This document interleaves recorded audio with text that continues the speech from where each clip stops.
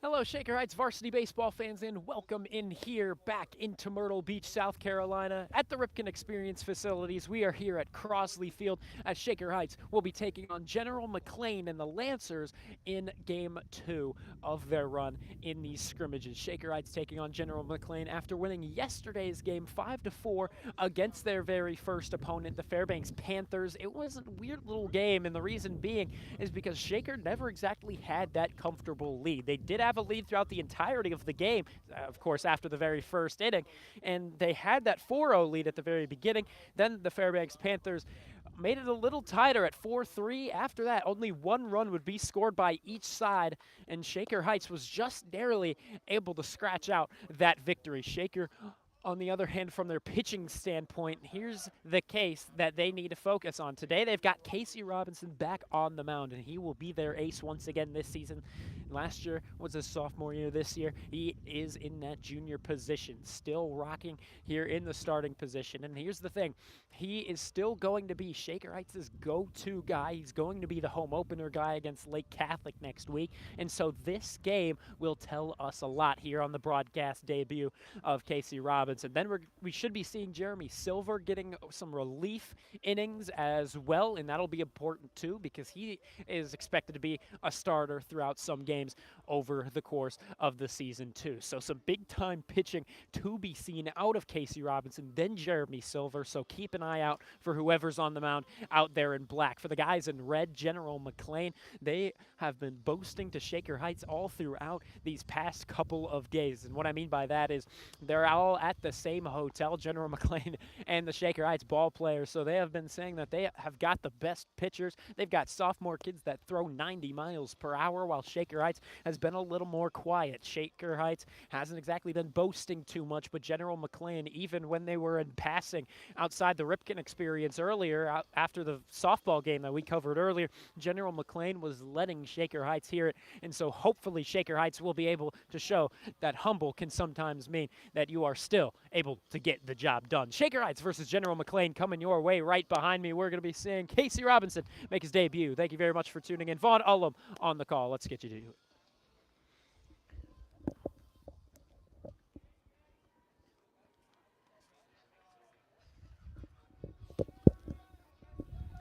Casey Robinson still rocking number 5 jersey this season. Last season, he had the second best ERA out of all those starting pitcher guys. And what I mean by that is he had a 2.9 to conclude the season, but on the other side, Cole Klein finished with 2.6.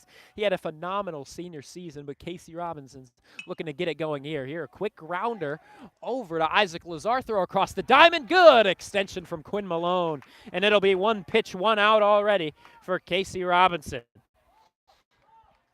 Shaker Heights looking to counter how the Shaker Heights softball team did earlier. The softball team for Shaker Heights went down 15-0, while the baseball team so far 1-0 after their win against Fairbanks, another Ohio school today. General McLane, a public school from out in Pennsylvania. This next pitch catches the bottom half of the strike zone for strike one. Very solid start out here for Casey Robinson, exactly what we need to see from him. Now his next offering, this one a grounder over to first, and just by Quinn Malone. He dove out for it over to his left side, just unable to snag it up. And so there, an 0-1 swing from Swenson is going to be the first base runner for the GM Lancers. 3 pitches, 1 ground out, 1 ground through Quinn Malone. Quinn Malone handling the duties over at first. And that's when we're going to be telling you now how the makeup defensively is out there for the Red Raiders. Game Changer doesn't exactly have it right. Here the pitch will catch the upper half of the strike zone. But what we have out there is it's out in the outfield. We're having Jeremy Silver handle the duties out in right field. And center Nate Landever once again. And in left, Leo Pevnik once again. He's actually in that 2-hole here once again in that very starting spot in the batting order. As you heard over at first, at second today, it's going to be Andy Berglund. At shortstop, Crayons, who's going to be your 3. And then Isaac Lazar handling the duties at third, who already has had some incredible defensive plays, especially yesterday and today. Yesterday he didn't start. Today he's getting the nod to do just that. Kranz was actually playing out of position at third yesterday, but now he's back in the middle infield spot. Handling the duties behind the plate, Michael Coxon, once again, though he's going to be DH'd for here today. This could be a turn two situation. Berglund unable to make the throw, and it looks like this is going to be safe as he just wasn't able to throw it off quick enough, and Clark will be safe at first, while Swenson advances over to second. So already in a little bit of trouble is Casey Robinson, runner in scoring position with only one out for the Lancers. By the way, your Red Raiders, of course, the team in black, the Lancers in red, so don't get that mixed. The Lancers in a pinstripe top with a red jersey with white pants, red down the piping. For Shaker Heights, they're in their black away uniforms, red cap. Here, Coxon with a good job keeping the ball out in front of him on the ball down low. But for Shaker Heights, black jerseys, gray pants for the road uniform with red down the side as well. Here's next offering from Robinson. That one's going to be a bit too elevated, and so it's going to be 2 balls, no strikes here to the RBI opportunity guy, Chelton, number 35. Left-handed hitter. It's a lefty-lefty matchup. Next pitch goes down low. Coxon once again keeps it in front. Coxon yesterday got off to a phenomenal start with an RBI double, bringing in Nate Landever with 0 outs in the very first inning. Shaker went on to score 4 in that first inning yesterday. Casey Robinson with the kick in the pitch. This one skied up into center. 350 to dead center. That might have a shot, and indeed it will go all the way. 350 to dead center, and right there, a 3-run shot for Chelton. With 1 away, General McLane will take the lead. It's 3-0. And General McLane amped up early. And hopefully Casey Robinson won't let that pitch get the better of him. Here we go, Casey. Casey Robinson, 10 pitches down, 1 away, 3 runs on the General McLane side of the scoreboard. Here's the kick in the pitch. That one laid right down Main Street. Surprised he honestly didn't pull the trigger at that one.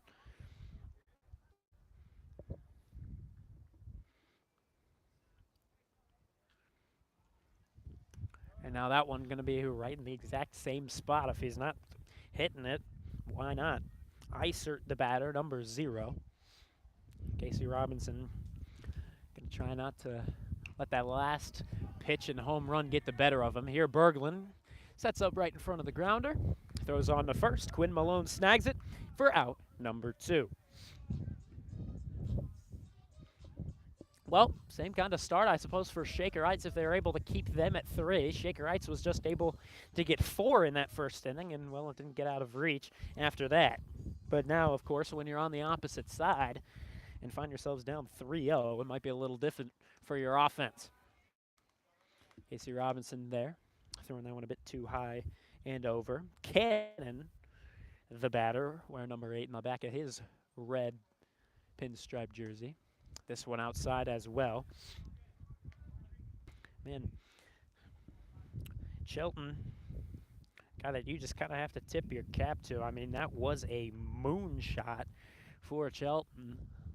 A lot of power behind it, and I mean, now Casey Robinson, 3 straight balls after the ground out. 3-0 count for Cannon.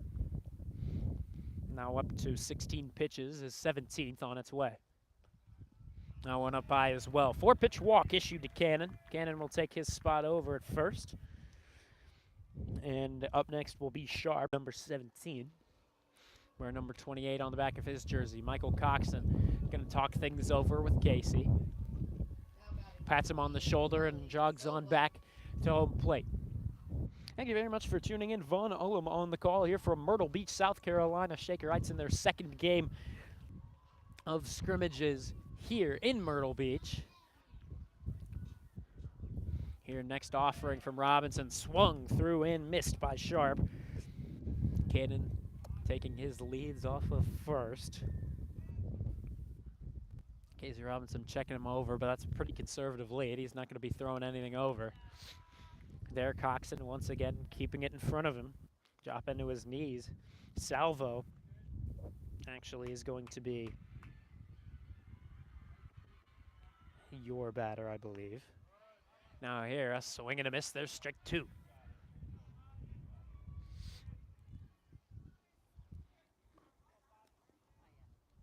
Is this Sharp or Salvo? This is Salvo. Okay, thank you. And there, strike three issued over to Salvo. And Casey Robinson with a little bit of momentum as he works his way to the dugout. Big time strikeout that time after the 3-run shot given up to Shelton. So it's a rough beginning, but Shaker Heights dealt with this in the first inning in last game. We'll see how they're able to counter this time around. And we will see if they can put 4 up on the board once again in a first inning. Thank you very much for tuning in. Vaughn Ullum on the call from Myrtle Beach, South Carolina.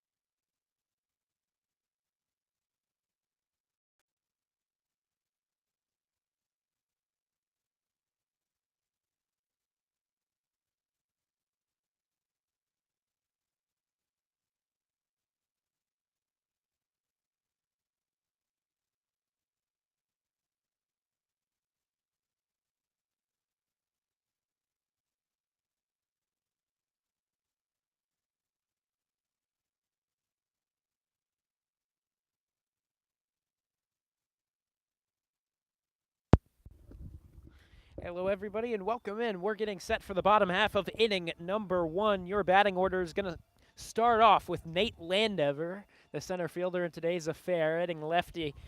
Leo Pevnik will be right behind him, and Malachi Kranz in the 3 spot. Also in the batting order, DHing is Braden White. Isaac Lazar to be in the 5 spot, right dead in the middle. Wesley Holmes, number 18, will be right there in the starting spot at number 6. Jeremy Silver, Quinn Malone, and Andy Berglund, your 7, 8, 9 hitters as well. I know a couple of those guys being DH'd for are Michael Coxon and Casey Robinson. So 2 DHs for Shaker Heights, and the reason they're allowed to do that as well because it's a scrimmage. First pitch on to Nate Landever, outside. Oh, never mind, caught the outside half, and so it's going to go for strike 1. So Shaker Heights down 3-0 early on. We'll see how Nate Landever can counter. Next offering, this one grounded over to shortstop. A slow roll. Landever could be able to beat this out, but indeed the throw perfectly placed. And Kaiser over to Isert will be ground out number 1 here in the bottom half of the first inning.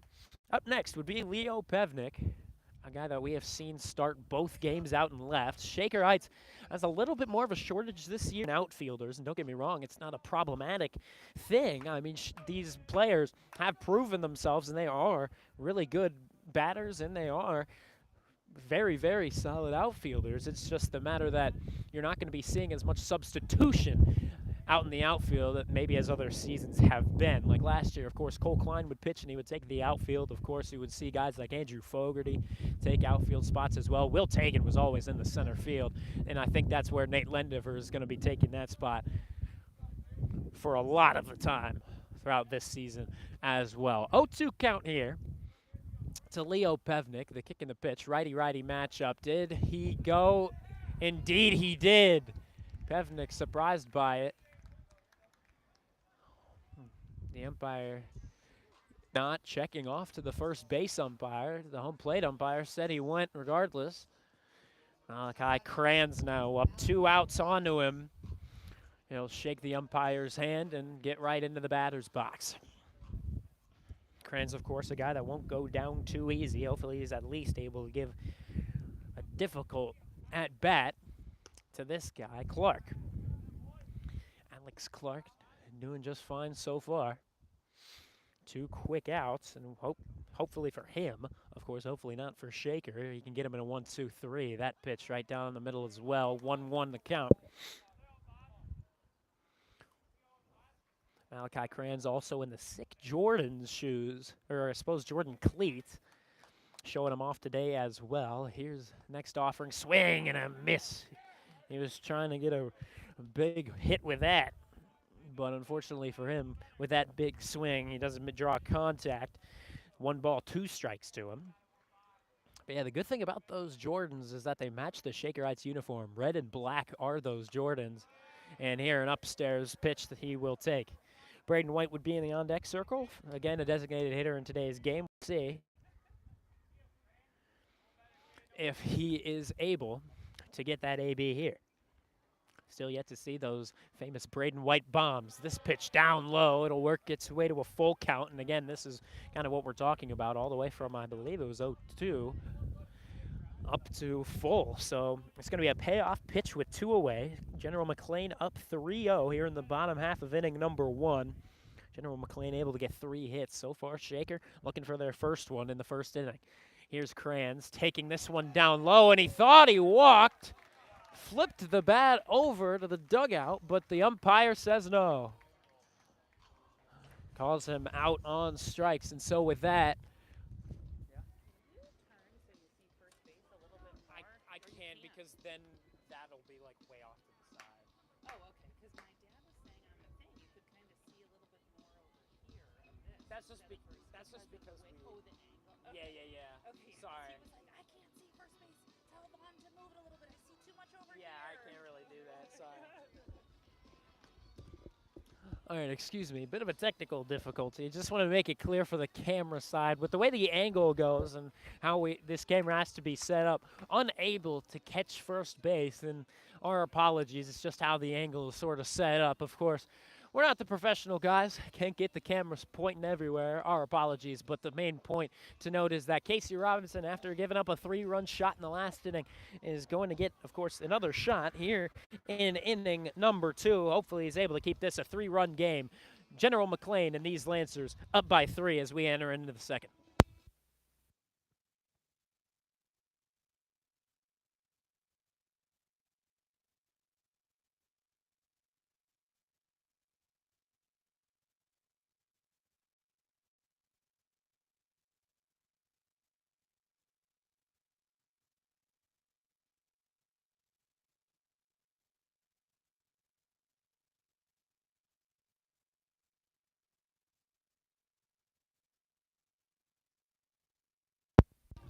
First pitch there, right down Broadway for strike number 1. The batter right now with a lot of hair on the head, almost Mike Clevenger type of hair, is Swanson. Number 24, not to be confused with Swenson, who was the 2-hole hitter and the catcher out there for the Lancers. Casey Robinson up to 22 pitches now, 24 pitches now. Next one to be sent right now, and that one, up and in on Swanson. Again, apologies for the way the camera's set up. Unfortunately, we're just not able to see first base on the camera. Hopefully, I'll be able to describe it just enough. Here, strike 3 called on the batter, number 24, Swanson. So he'll go down. Casey Robinson will get the back-to-back strikeouts after finishing off the last inning with the K as well. So with that, he'll get his second in total as well. And now here, Casey Robinson. This one's going to be lined into right. That one's going to get down. Could be a double. We'll see how Silver's able to handle it. And indeed, he'll get it right back in. And so it'll be held to a single by Caro. Caro getting base knock number 4 for General McLane. So 1 on, 1 out for Casey Robinson to got to deal with. So Casey Robinson, a guy that actually finished with a record 2-6 last season, which obviously doesn't sound too great. It's, again, a losing record, but the reason as to why this pitch, catching the upper half of the strike zone, 0-1 the count, is the reason that he is up against all the other aces in things like the GCC. So he's gone up against aces of Brunswick. He's gone up against the aces of Medina, of Strongsville, I believe, as well. I believe he went up against the ace of Menor, too, who almost no-hit Shaker Heights in that GCC game out in Menor, Ohio. This one lined into right. Silver just going to be able to get under it. And he's going to throw on to first, where Quinn Malone will bobble it, but it's all right because he keeps it in front of him. And Caro held at first with now 2 away. But yeah, Casey Robinson has pitched just fine. Again, a 2.9 ERA in the game of high school baseball. Ain't half bad at all. It's just the matter of his bats behind him just weren't able to get going against the aces of the other guys. Kaiser 0 for 1 on the day here. I'm going to take this one. Or excuse me, no, this is Swenson, 1 for 1. First pitch, strike. And now the next offering, this one popped up. Lazar gonna get right under it. Good, quick movement from Isaac Lazar. He'll make the pop-up catch. And with that, 4 batters will make 3 outs for Casey Robinson. So now he's back to it after the 3-run shot. Comes in and does the work. So here, Shaker Heights still in the position where they're down 3. Their offense just needs to get things going. Thank you very much for tuning in. Due up for the Red Raiders are 4, 5, 6, White, Lazar, and Holmes. We'll see what they can get going for Shaker Heights this evening.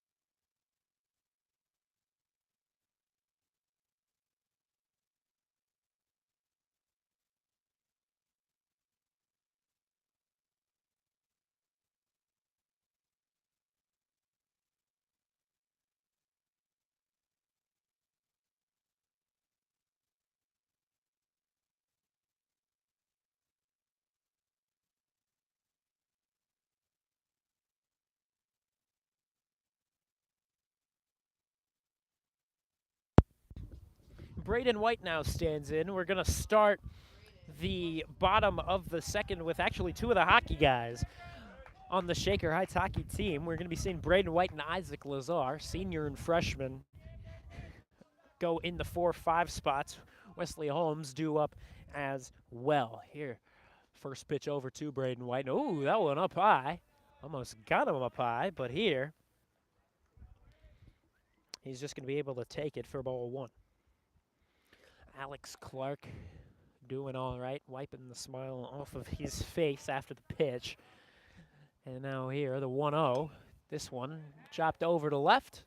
This one going to be heading over to the General McLane dugout, just a little wide of it. Regardless, strike 1 off of the first foul of the AB.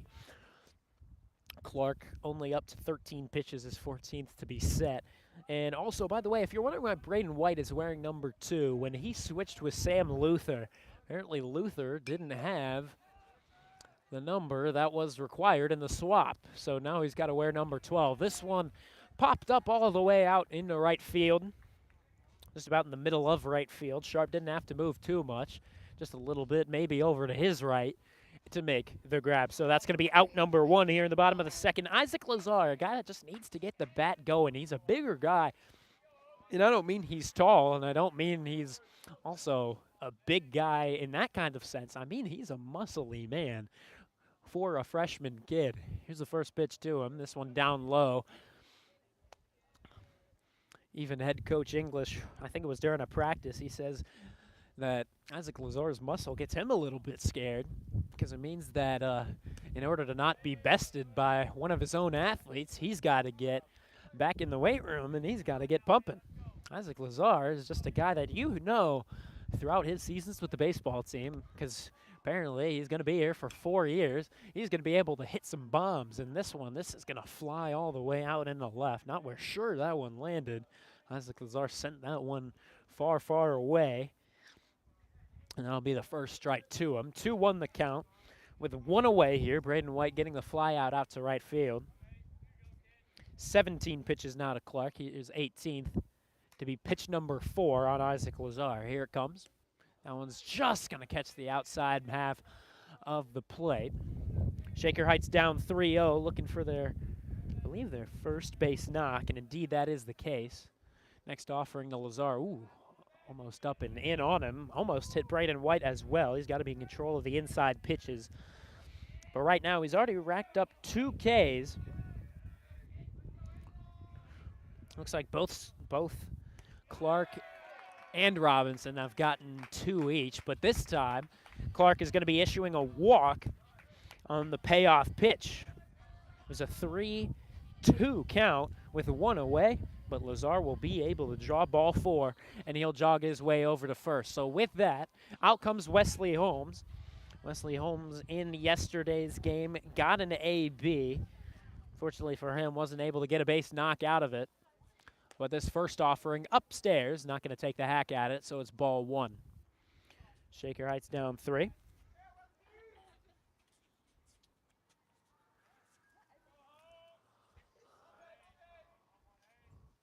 First pitch over to Holmes outside. Up next would be Jeremy Silver out and right. He had a play earlier on in the inning, obviously in the top half of inning number 2. Next offering here, Isaac Lazar was going for the steal, but this one going to be sent down the line and foul off the first baseline.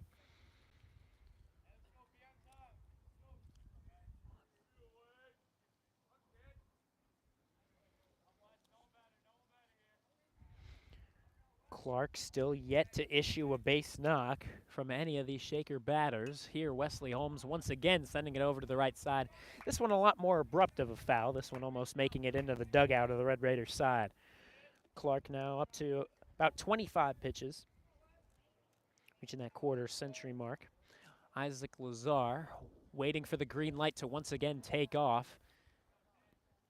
Doesn't look like he will here. Holmes takes this one up high, but the umpire rules it as strike 3. Same thing that Krantz saw. He thought it was going to be another ball, but indeed ruled as strike 3. So again, same thing as we saw in the last game out of Shaker Heights. A couple strikeouts early on looking. That's just something they've got to fix, something that the coaches addressed to them also after that game yesterday.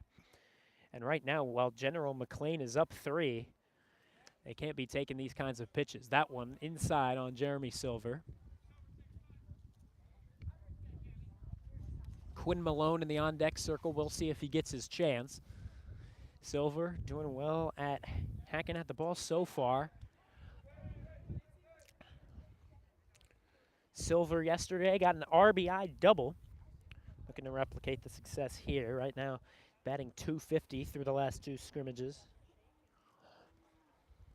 Lazar still a conservative lead off of first. That one outside pitch will catch, says the home plate umpire.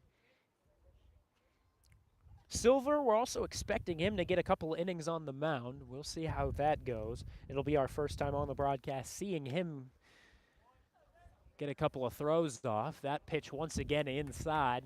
A lot of these inside pitches from Clark right now almost running in on the batters, whether it's a righty or a lefty. Lazar still more than likely not going to be stealing just yet. That one up high.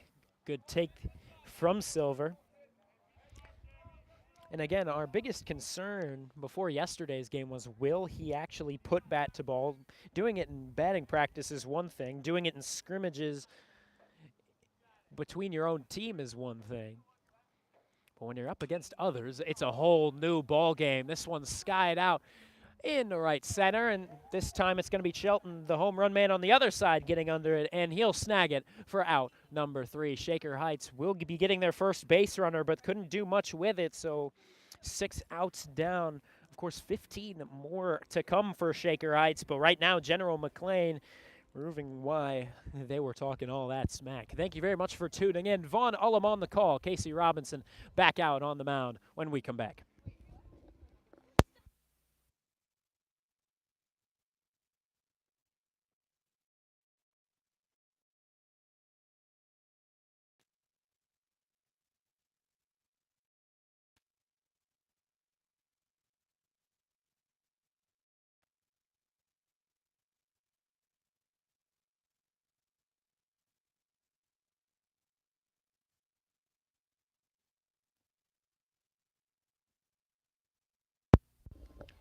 So after the throwdown from Michael Coxon, we are back to it. Casey Robinson in that first inning did give up 3 runs on a 3-run shot from Shelton. But now here, after the second, where he only gave up, where he gave up nothing, threw up a donut on the scoreboard for inning number 2. He's looking to continue that and keep Shaker within solid striking distance. So far, 4 hits for General McLane. We'll see if they can keep it up. Shaker, on the other hand, no hits through the first 2.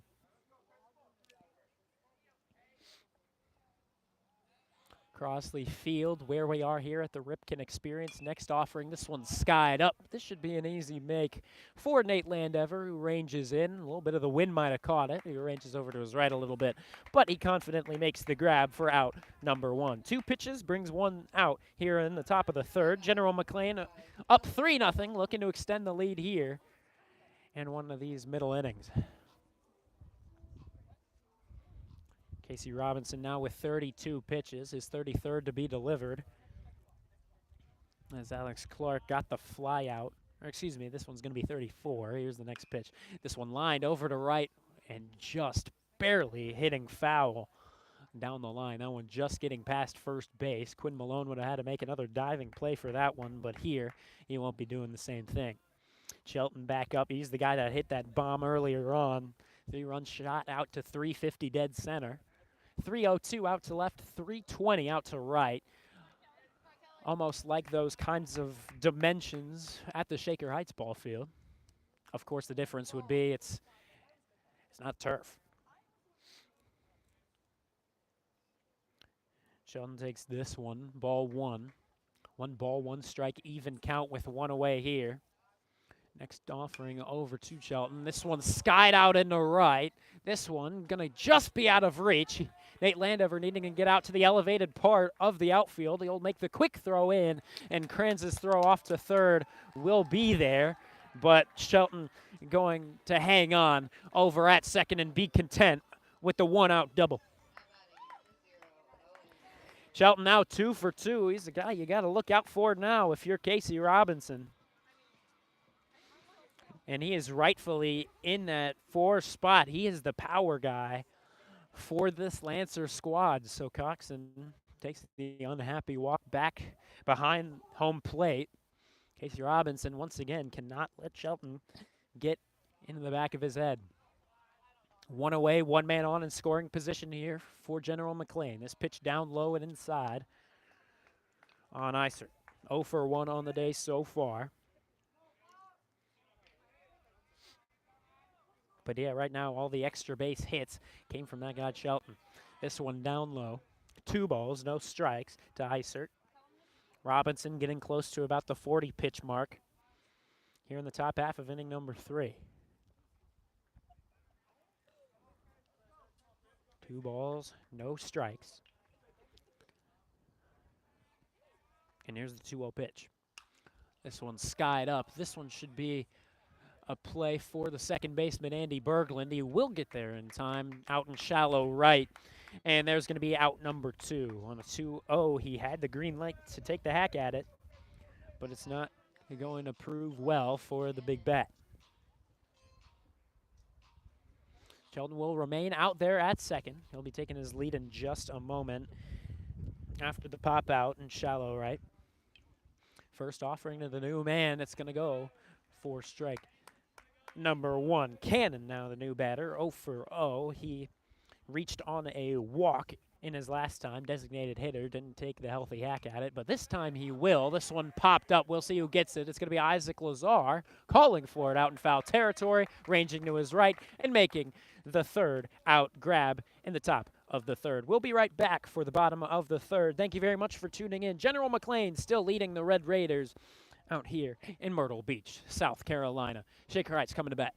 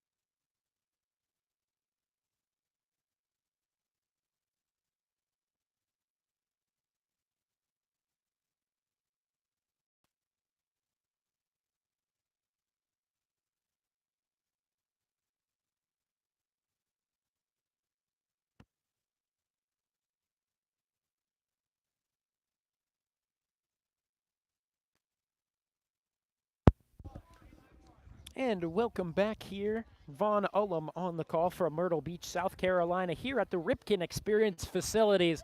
And out here in Myrtle Beach, we're at the Crosley Field. Due up for Shaker Heights is going to be Quinn Malone, Andy Berglund, and back up to the top of the order we go to Nate Landover. So 8-9-1 in the order we go. Shaker Heights still looking for that very first base hit. Quinn Malone, hopefully the guy to get it done. He's playing first today. Andy Berglund over at second, so those two right side infielders hopefully going to help him out. And then that'll really help, especially with Nate Landover coming up with the top of the order. But we will see. Shaker Heights, through the first 6 guys, have struck out 3 times, so far 50% strikeout rate for the pitcher.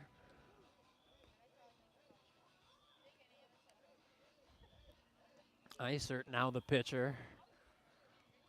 As it looks like we got the new guy. Alex Clark was handling the first 2 innings, but as it is a scrimmage, a quick change made here in the bottom of the 3rd inning. Quinn Malone, the lefty, to step into the the left-handed hitter's box. And we'll see what he can do on the very first AB of Isert. Big man on the mound. Maybe he's got a lot of power behind him. Here's the kick and the pitch. Righty-lefty matchup. A good matchup for a hitter, but this time he'll take for pitch number 1. It'll go for strike number 1. 0-1 pitch now on its way. Quinn Malone going to take this. Ooh, tough call on the outside corner for strike number 2. Quinn Malone, more of a guy to hold off, not exactly take the too aggressive swings. He's not the home run hitter, of course, the 8th spot in the lineup. That typically goes to guys like Aaron Neiman, Braden White. Here, Quinn Malone swings through for strike 3, and there we go. Through 8 guys, 7 strikeouts. And now we go to the bottom of the order with Andy Berglund over at second base today. Andy Berglund getting his first start here on the broadcast. He played a little bit, I believe, of yesterday's game, but he didn't start it off. I believe starting it off over at second was O'Shea Howard yesterday. So now Andy Berglund steps in. O'Shea Howard getting some time off, I should say.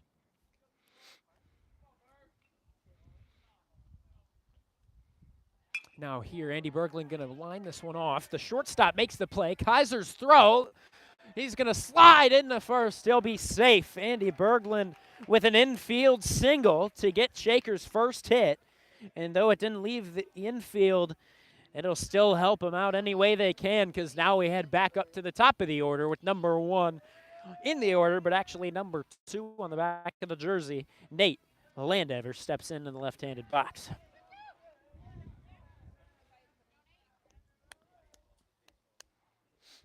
Shaker down 3 runs. They need to get something here in the 3rd. At least that's what it's feeling like. Here, first offering to Nate Landover. He'll sky this one over the left side. That one has a chance, but it'll go off the wall, off the top, and over. So it's going to go as a ground rule double for Nate Landover. It's a rather tall wall, but for this one, is going to just make that hop over. And, of course, with the raised outfield, instead of a warning track, they've got a raised outfield grass, and so with that, just took an off skip, flipped on over the yellow line, and so with that, we'll get Leo Pevnik with 1 out, 2 runners in scoring position. Good opportunity here for the RBI. 2 back-to-back hits is really what Shaker needed. Here, Leo Pevnik knocks this one into the near side netting, almost floating over and making its way into the pond behind us.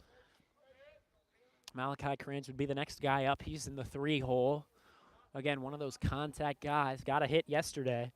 Leo Pevnik looking to have the same kind of success here in the 0-1 pitch on the way. It's grounded over, too short. This should go over to first, and indeed they will get the ground out, but in doing so, it will go as an RBI for Leo Pevnik. Andy Berglund, the man to score, in from third. Landever moved his way to third. Runners at the corners with 2 away. Malachi Kranz steps in.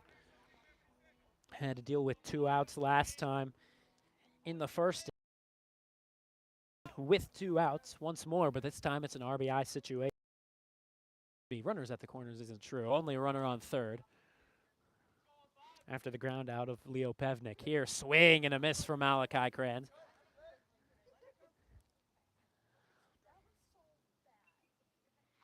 Rough swing out there into the lower outside corner.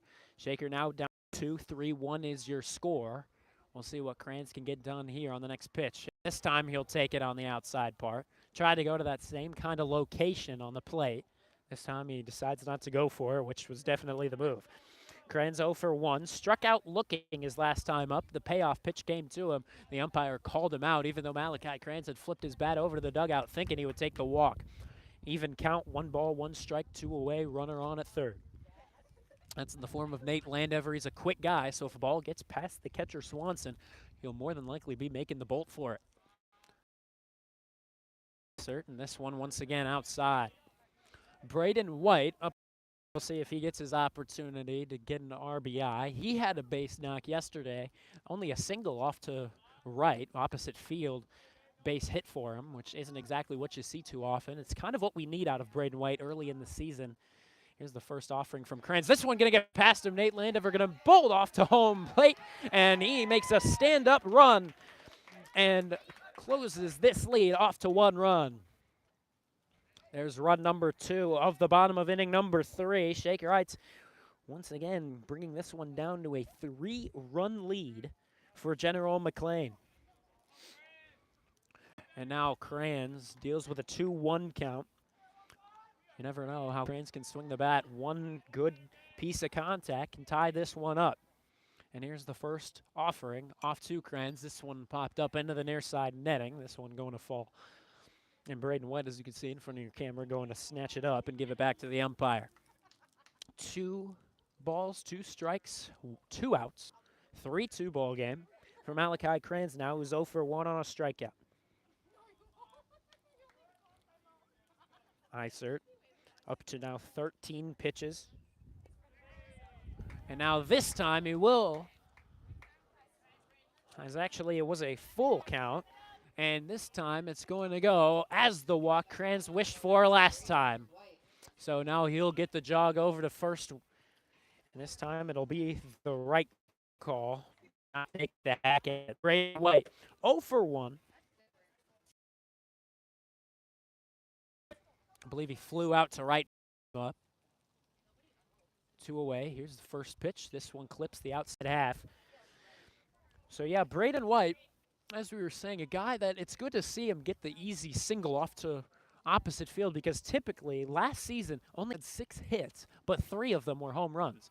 This one going to go for the steal is Malachi Kranz. Good throw, but he must have gotten under it, and indeed he'll be in there with the steal of second. And Malachi Kranz finds himself now in scoring position, and Braden White finds himself in an RBI opportunity. 1-1 your count. Isert, the righty up against righty. Braden White standing in. Isaac Lazar would be the next guy up. We'll see if he gets his opportunity. Braden White takes this one on the outside part. Ball landed in the opposite batter's box from where Braden White sits.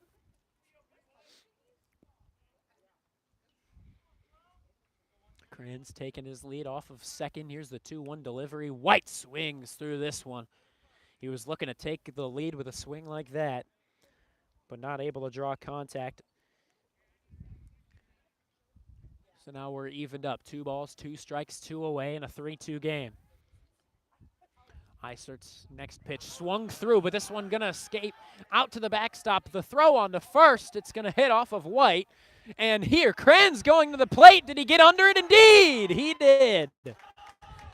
Kranz amped up as he ties this one up at 3 apiece. Big 3-run third inning for the Red Raiders, and Isaac Lazar makes his way to the plate. Only 2 hits so far for Shaker Heights, but 2 hits has brought on 3 runs up against General McLane. Unlike General McLane, who got all their runs on a 3-run shot to dead center. Here, a bad throw. Braden White going to be able to steal second on the first pitch.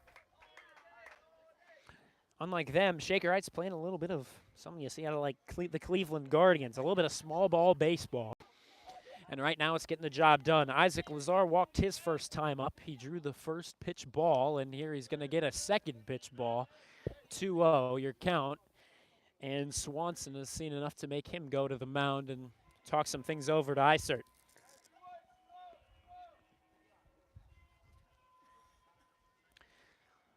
Keep in mind, 2 of these runs have come with 2 away. And right now in a 2-0 count, Isert is struggling. Just came in here in the bottom of the third, and right now he's already up to 21 pitches. Braden White, who just stole second, now taking his lead. Isert checking the runner over at second, now makes the kick motion, and here it goes. This one from Isaac Lazar, trying to sky this one out to left, and it's caught for out number 3. It'll finally come to Isert, who makes the slow walk back to the dugout. A 3-run inning for the Red Raiders entered in down 3. They leave it at 3. Big time stuff from the Red Raiders. Runs coming from Andy Berglund, Nate Landever, and Malachi Kranz. So Shaker Heights back in this one with Casey Robinson returning to the mound once more. He will remain the starter out there for Shaker Heights. Thank you very much for tuning in. Vaughn Ullum on the call here from Myrtle Beach's Crossley Field at the Ripken Experience.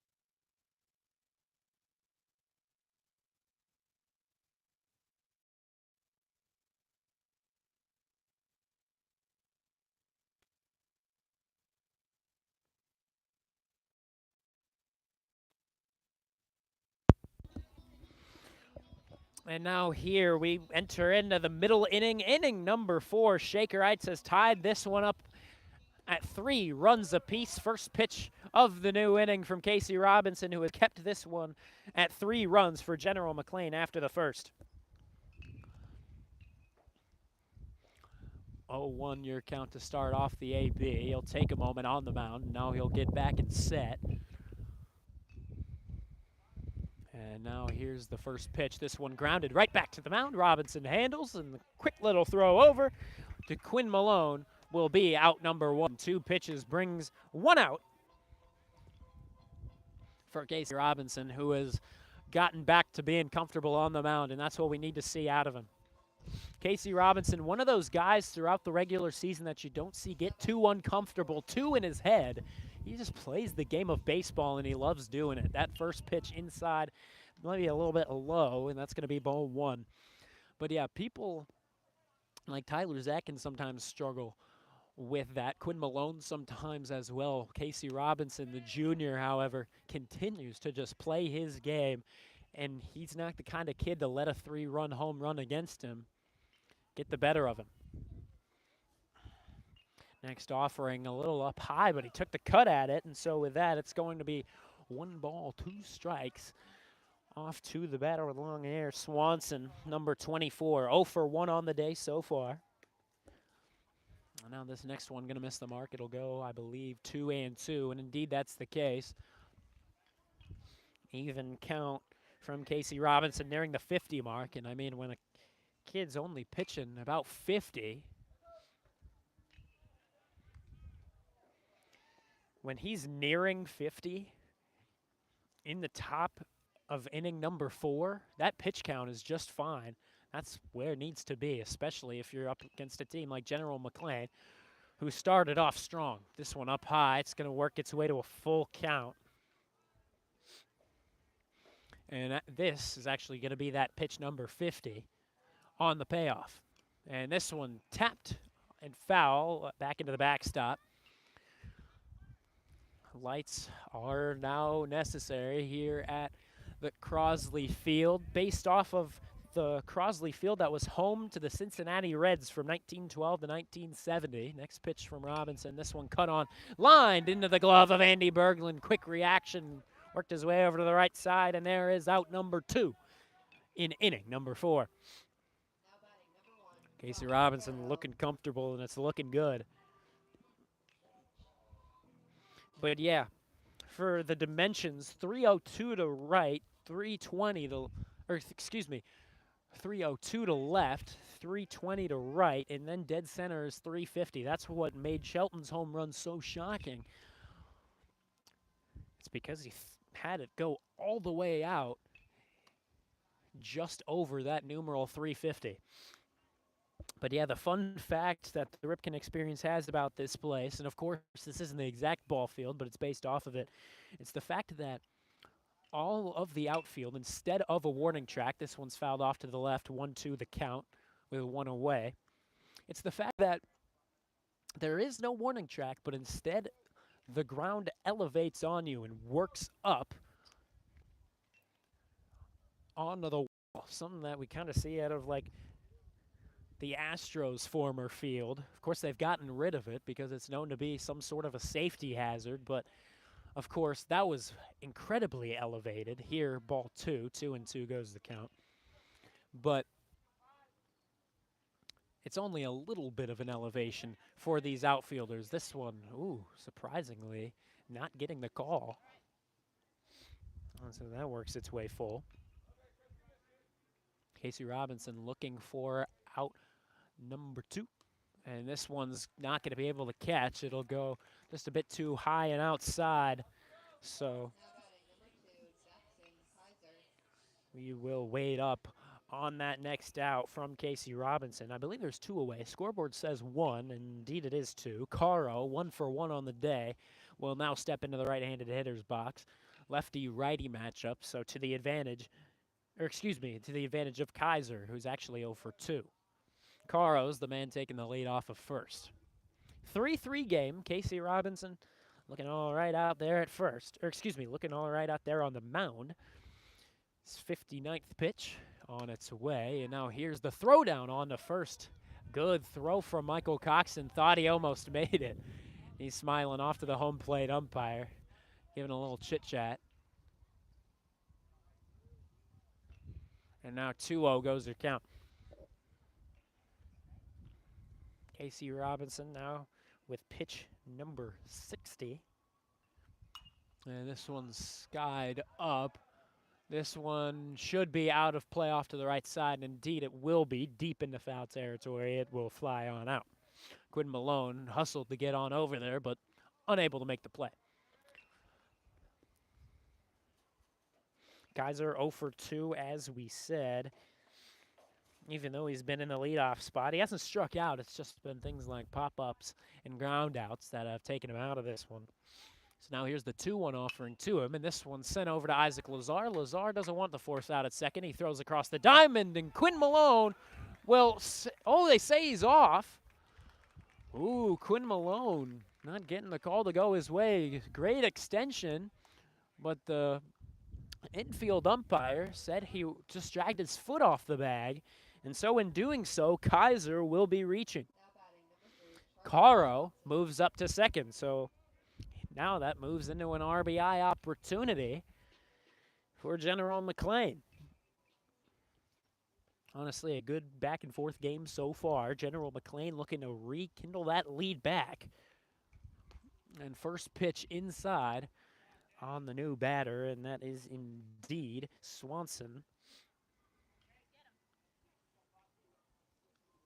They're going to rule it as an infield single for General McLane. This next offering inside on Swanson once again. That'll move the count 2-0 with 2 away. 3-3 tied game here in Myrtle Beach. Shaker Heights looking to go 2-0 to begin their time here in South Carolina. Next offering from Robinson.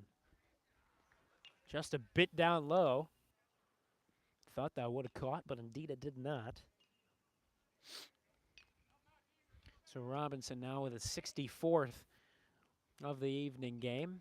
Will be right down the middle, and here, thinking about taking 3 was Caro, but Michael Coxon got right back to it. Good work by Coxon, and I mean, he's a guy that Shaker Heights will have to lean on, especially after Braden White's injury in the postseason of the hockey season. And this one tipped into the glove of Michael Coxon. Would have been a strike either way, but Casey Robinson gets 2 straight strikes, works it from 3-0 out to full. So it's going to be a payoff pitch. Runners will be advancing here, and indeed they do. This one outside, and so taken for a walk was Swanson. He'll take the jog off to first, and that means head coach Stephen English is going to take a little bit of a mound visit. He'll be talking it up with Casey Robinson after the bases were loaded. Keep in mind, still 2 away. But this is just something where you're going to want to talk to your starting guy on the mound. Just make sure everything's all right. We're going to step aside as well while the teams talk things over. Vaughn Ullum on the call, 3-3 ball game. But General McLane is threatening here.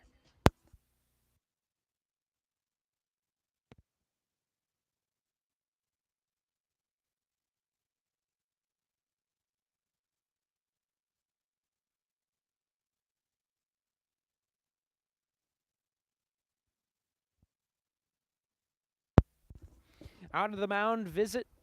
Casey Robinson remains out on the mound, but he's got bases loaded around him. He's got Swanson at first, Kaiser at second, and then Caro at third. So 2 guys in scoring position here for Clark. But keep in mind, 2 outs here in the top half of inning number 4. This one's skied up. This is good stuff. Nate Landever ranges in, and it just falls. Landever going to try to throw him out at home, but he's unable to have enough oomph on it. Quinn Malone going to take this one away, and now here comes the dangerous guy in the form of number 35, Kellen Shelton, the center fielder who has gone 2 for 2 so far. Alex Clark, the starting pitcher for the Lancers, extends that lead back into a lead, of course, and now General McLane back in the lead. They're up by 2, 5-3 the score. Robinson now dealing with runners at first and second. Shelton takes pitch number 1. Oh, I believe they called that a strike, and indeed they're going to. Thought that would have been a little bit too far outside, but no. Robinson with his 70th pitch coming here, and this one 2 up high for the umpire to call it that one. But yes, Shelton right now with only 2 hits that went for extra bases. For General McLane, he's got a home run in the first inning. That made it a 3-0 game, and this one up the middle. We'll see. Oh, that one's going to hurt as it flew away from the middle infielder. That'll move a lead back into 3 runs for General McLane. And Shelton, once again, I believe that should be called an infield single, so he's only 1 away from the cycle now. My goodness, Owen Isert, the new relief pitcher for General McLane, now stands in. But yikes, this one got out of hand once again into a 3-run ball game pretty quickly. Casey Robinson with the kick in the offering. This one fouled off into the body of Michael Coxon. Umpire delivers a clean new ball over to Robinson. And so right now, runners are at the corners, still 2 away for Isert. Been a couple big knocks here for General McLane. It was 3-3 with 2 outs. Now it's 6-3 with 2 outs. And Robinson now over 30 pitches. And now here Robinson stepping off for a moment. And now here's the next offering from Robinson. That'll catch. And there's strike 2. 1 ball, 2 strikes.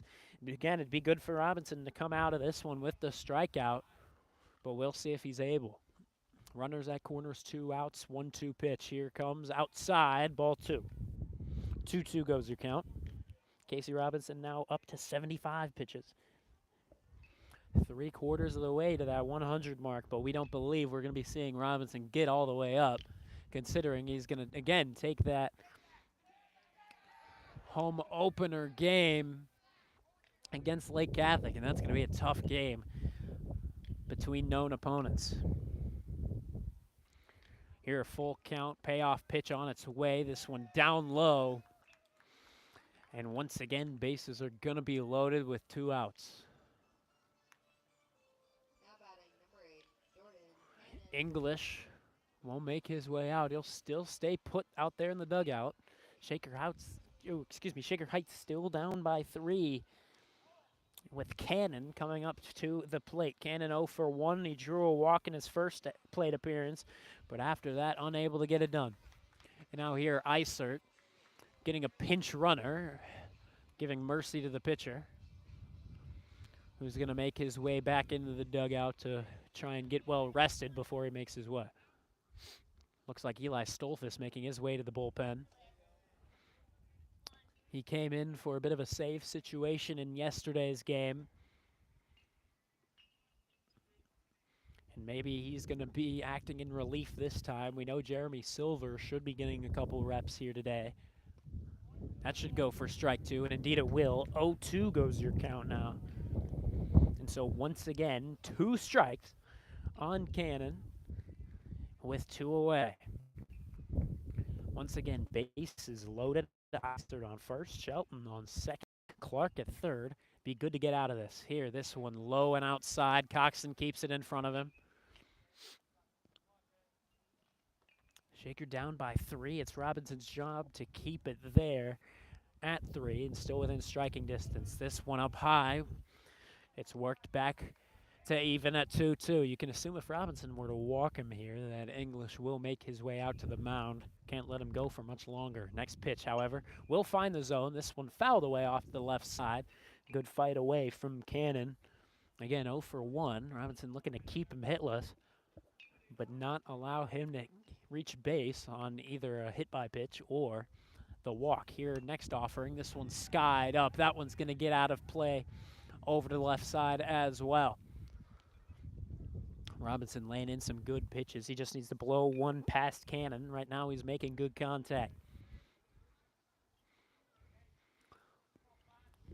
Sky getting darker and darker by the moment. This one had good movement on it, but once again, this one fouled back and right on into the pond behind us. Dipped right off into the center.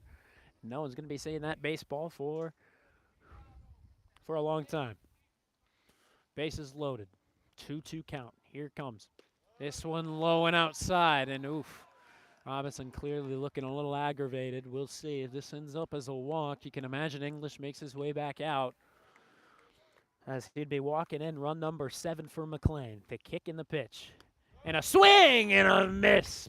Big time pitch delivery that time from Casey Robinson. He'll get out of the jam.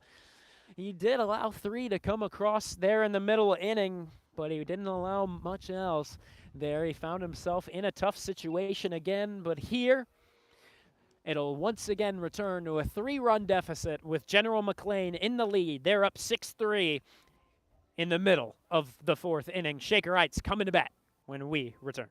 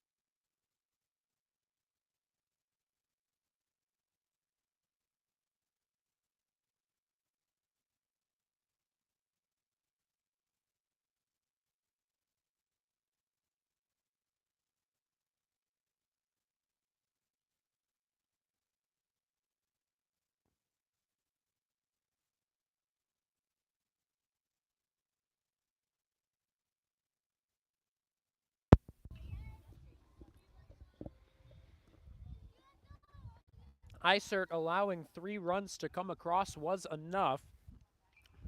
And Shaker Heights will need to rekindle a tied game if they can. Here, Holmes going to take strike 1.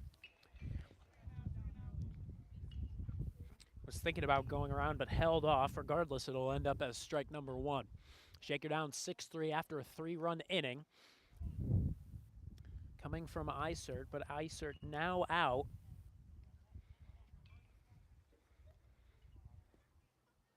And in is number 35, Kellen Shelton, the guy that hit that 3-run bomb to begin the game.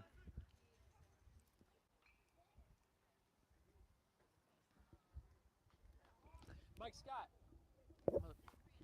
Here, a swing and a miss from Wesley Holmes. 2-2 goes the count.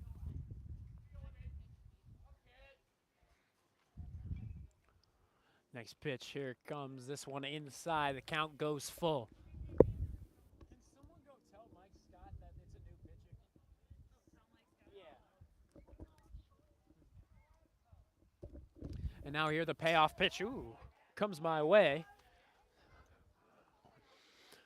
And of course, my way is foul. So with that, we're going to do it again at a full count. Another payoff pitch. Nobody out just yet. Holmes going to take this one for strike 3. It's called, and he's going to be jogging his way back over to the dugout. Jeremy Silver coming in to take his hack at things. So Holmes going 0 for 2 now. So now Jeremy Silver, with him coming in, he has so far gone 0 for 1 as well. He's someone that Shaker Heights needs to get going in this game here in the middle inning. They need to get something going. Jeremy Silver, the kind of youthful kid to get it going with. He calls time for a moment. Just resets, gets his green cleats back into the dirt. Bat above his shoulder. Here he comes. And now here a big swing and miss. 1 ball, 1 strike. Shelton doing well so far out there on the mound. Quinn Malone will be up next. He's your first baseman in today's game. 9 to follow 17. And though some changes are to be made the next time through the order, it looks like right now they're sticking with what they have. Next pitch off, and that one's just going to catch. Silver shaking his head. Once again, clearly frustrated with the call that time. 2 balls, 2 strikes here, 1 away. Next offering. It's another swing and miss from Silver. Clearly frustrated with himself as he makes his way off to the dugout. Quinn Malone comes in next. 2 straight outs there for Shelton. Quinn Malone 0 for 1 on the day so far, with a strikeout to his name. 1 ball, no strikes there as we get the AB started. Andy Berglund would be up next. He came across in his first time as a run. Here, Quinn Malone takes for ball 2 as he had to back up in the batter's box for that one. Quinn Malone, a guy that did take some hacks at it in the first AB, I believe went down swinging. But here, he's going to let this one slide on past for strike 1. Again, Shelton, one of those dangerous guys. And I suppose he's dangerous all around the ball. Here's strike 2 called. Looked a little bit outside, but the umpire rules it differently. And now we're all even up. 2 balls, 2 strikes, 2 away the pitch.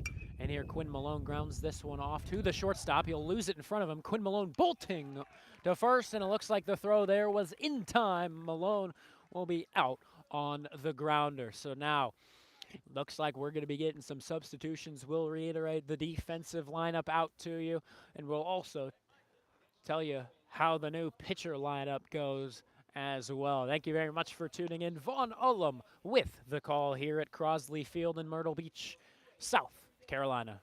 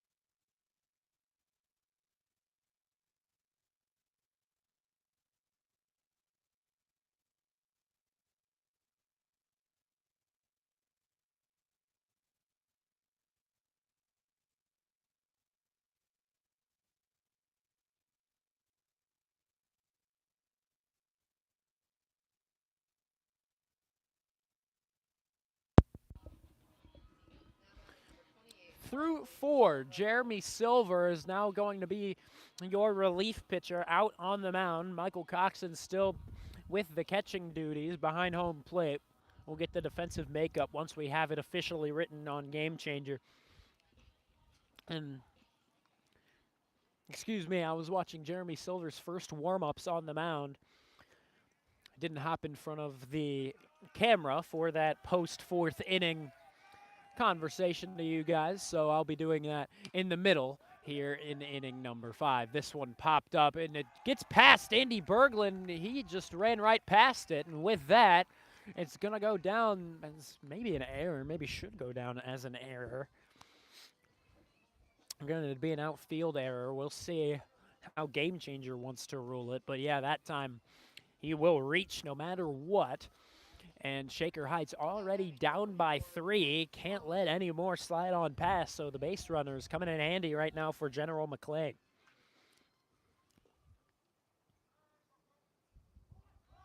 And now here, threatening to steal here is the runner, and he was caught out. He tripped up trying to go back to first. Beautiful throw from Coxon. Robinson, who's now over at first, was able to lay on the tag. So there you go.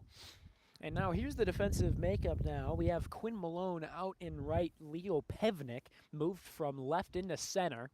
Out and left now is Eli Stolfus. And on the infield at first is Casey Robinson, who moved from pitcher over there back to his typical spot. Andy Berglund still at second. Next offering here. This one might get through the gap, and it will get past both Aaron Neiman and Isaac Lazar, the two other infielders. Neiman still, or excuse me, Lazar still over at third. Neiman now at short. Catcher remains Michael Coxon. Jeremy Silver, obviously the new pitcher, who's now allowed 2 guys to get on board. Luckily for him, the first guy got picked off. So here's Swanson taking his lead off of first. This pitch outside. Ball 1.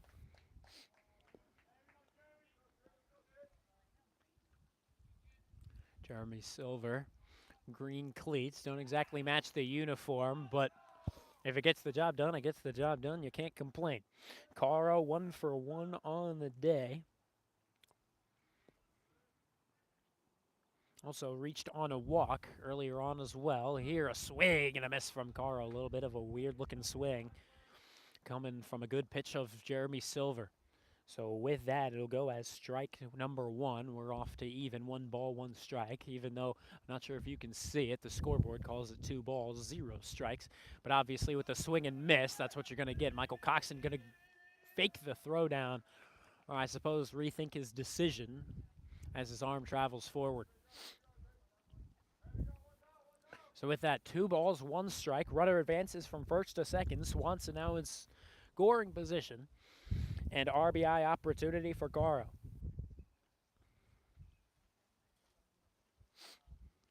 And now here's the next offering. This one up high, but he'll still take the hack at it. That'll get down just barely foul.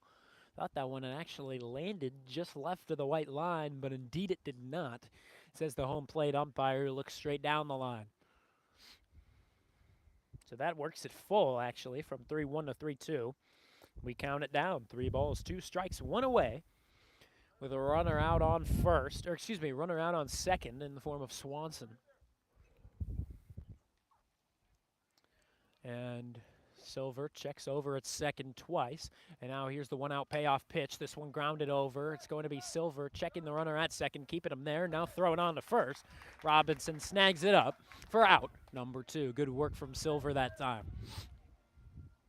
Getting his first varsity look here on the broadcast. Thank you very much for tuning in, everybody. Again, I'm going to hop in front of the camera since I missed it in that last break between innings. Me telling you the story of the game. Jeremy Silver now up to 10 pitches. 11 on its way. And that one's going to be right down Main Street. Didn't take the hack at it, was Kaiser. Swanson still on second. So, yes, he is still in scoring position, but Silver didn't let him get any further on the ground out. He was in perfect position to keep Swanson there, but make the throw on the first. Now here's the throw, and good job by Coxon to keep it.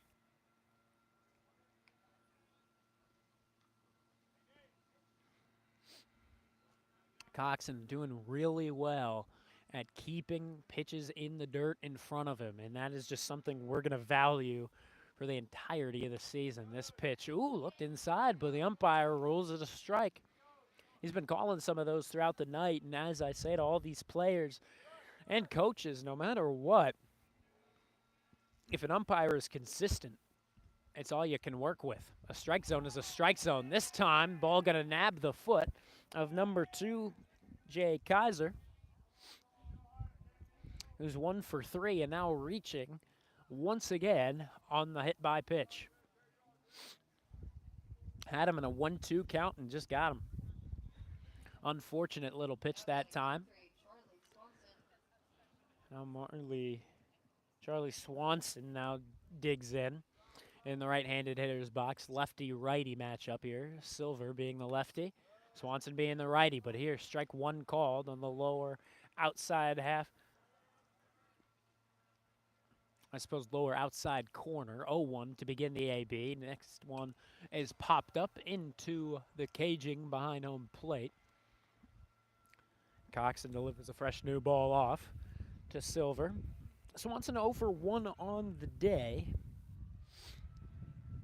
He's reached once on a walk. This one popped up in foul territory. Robinson just gets back, makes the over-the-shoulder grab.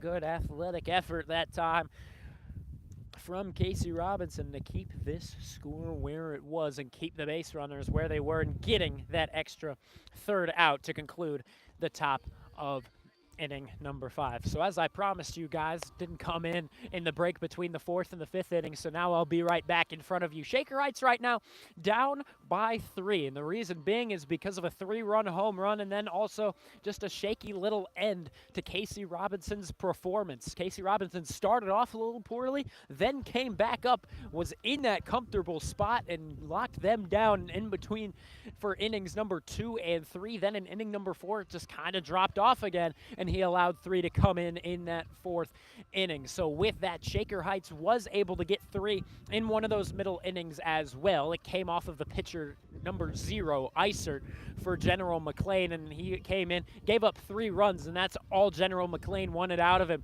because then we found a new guy on the mound, and once again, I believe this is Shelton returning to the mound once again, and he has locked up this Shaker Heights offense. So we're going to see how that will be taken in by the Shaker squad again. We should be seeing some new bats coming in for Shaker Heights, especially because we're at that bottom of the order. Andy Berglund's going to get us started off, and then Eli Stolfus, it seems, is going to be taking over in the 1 spot. Thank you very much for tuning in. Some new bats coming your way. Hopefully they can get Shaker Heights back in this one. They are definitely still in striking distance. They're down 6-3 as we make our way into the bottom of the 5th inning. Thanks for tuning in. Vaughn Ullum on the call from Crosley Field here at the Ripken Experience here in Myrtle Beach, South Carolina. Andy Berglund digs in here for the bottom half of the 5th.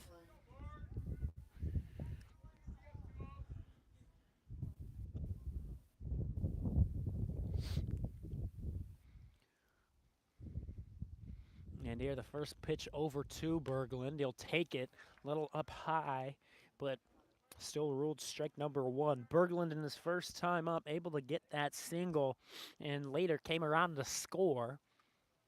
And now this one will be ruled up high.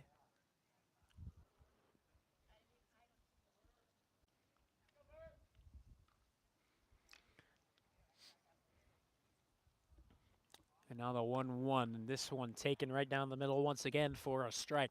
1 ball, 2 strikes to Andy Berglund, a guy that appears confident up at the plate, and that's something we really need to see out of a middle infielder right now. And here he took strike 3, and so with that, he'll chat it up a little bit with Eli Stolfus, but now Stolfus will move into the right-handed batter's box as well. He'll take a couple swings and work in.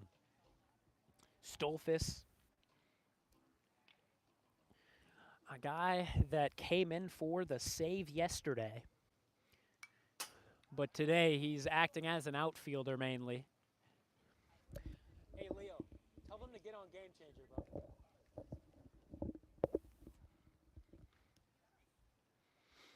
And Leo Pevnik in the on-deck circle.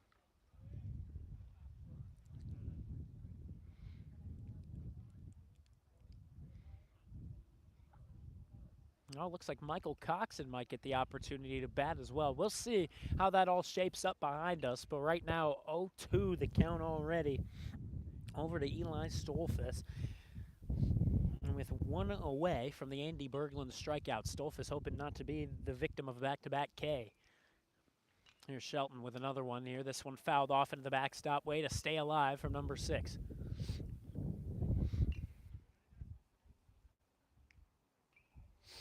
So the main issue of today, General McLane has been able to get 10 hits, while on the other side, Shaker only able to get 2. Yes, they haven't had any defensive errors, while General McLane had 1. So that's just all right. Shaker Heights has been just fine on defense, except for a couple of slip-ups, though they technically weren't errors. This one taken for another ball.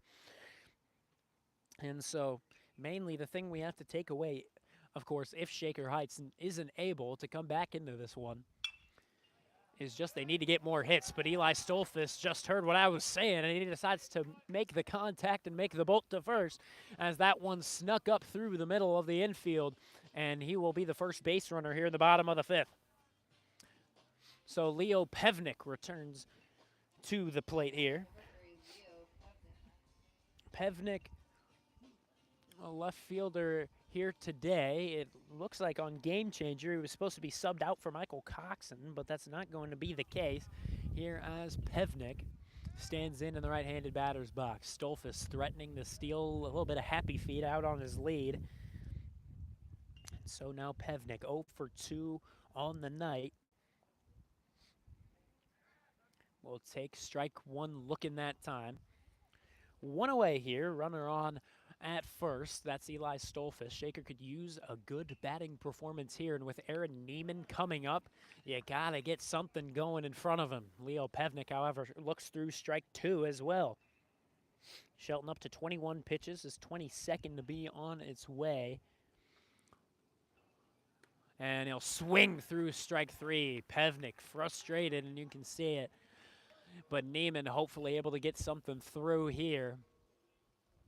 And he's someone that was honestly rather silenced in that game yesterday, someone that needs to get something going. We're expecting Aaron Neiman to be the kind of guy that Will Tagan was. We need Aaron Neiman to show that potential. Here Neiman swings through strike number 1 as well. Of course, getting his first at-bat here. But yeah, he went 0 for 4 in yesterday's game. Can't have that happen here with a runner on and 2 outs. This one outside. Good look from Aaron Neiman, keeping that one where it needs to be. Aaron Neiman, a guy that needs to get going, and with this kind of position down 3, runner on, he needs to take the hack, but here, good job in not doing so. Casey Robinson going to be the guy up behind him in the on-deck circle. Started off as their starting pitcher, now the first baseman. So he's going to get his first hack at things, if he can, here in the 5th inning. Here Neiman takes this one, ooh, low and outside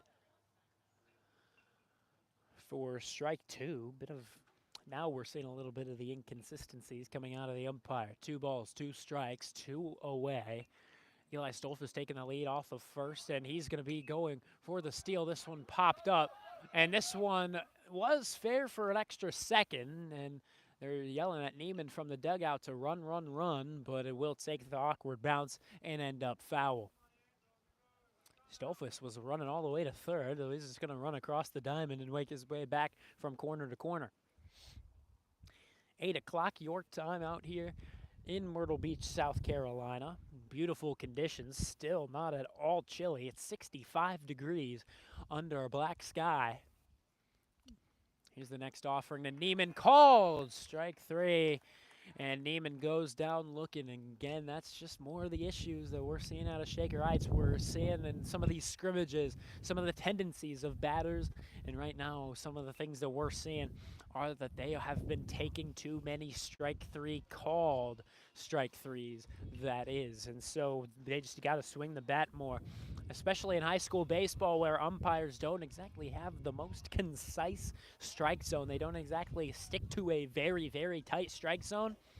That's the kind of thing where you just got to take a couple more swings if you can. Jeremy Silva returning to the mound here as we enter into the second to last, the 6th inning here under the night sky. We'll see if he can keep this one at a 3-run game.